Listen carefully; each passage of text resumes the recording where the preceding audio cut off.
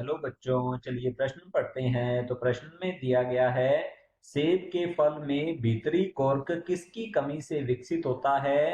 या फिर पूछा गया है अथवा में पिटियोल क्रैक रोग किसकी कमी से होता है। तो हमारे पास विकल्प है मैग्नीशियम, आयरन या लोह तत्व, मैग्नीज या फिर बोरोन। तो इस प्रश्न की मुख्य अवधारणा के बारे में हम जान लेते हैं। तो यहाँ लिखेंगे मुख्य अवधारणा। इस प्रश्न की मुख्य अवधारणा है हमारे पास पादपों में। तो यहाँ लिखते हैं पादपों में खनिज पोषण। यह जो प्रश्न है पादपों में खनिज पोषण से संबंधित है।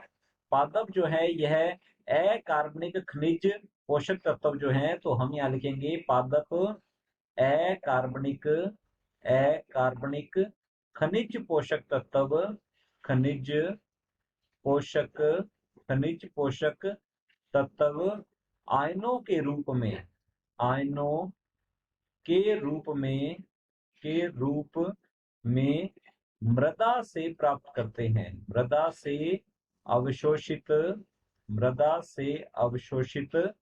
करते करते हैं।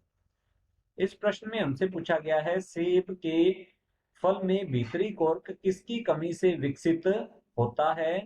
तो सेब के फल में, तो यहां हम लिखते हैं सेब के फल में बाह्य तथा, तो यहां लिखते हैं बाह्य तथा भीतरी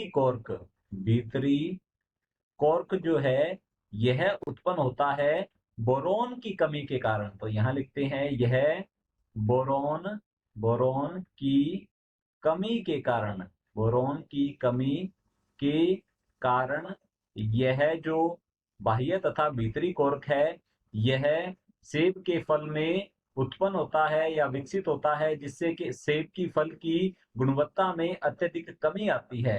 और पूछा गया है अथवा में पिटियोल क्रैक रोग किसकी कमी से होता है। तो पिटियोल अर्थात पत्ती का जो व्रंत होता है, पर्ण व्रंत, तो यहाँ लिखते हैं पर्ण व्रंत में क्रैक जो है यह भी बोरोन की कमी के कारण होता है। तो हम यहाँ लिखेंगे पिटियोल, तो यहाँ लिख लेते हैं पिटियोल या पर्ण व्रंत इसे कहा जाता है। पिटियोल क्रैक रोग जो है यह भी बोरोन की कमी के कारण होता है। तो चलिए देख लेते हैं विकल्प को।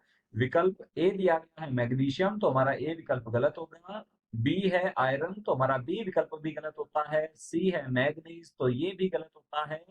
डी है हमारे पास बोरोन, तो हमारा डी विकल्प जो है ये बिल्कुल सही उत्तर है। आशा करता हूं आपको समझ में आया होगा। धन्यवाद।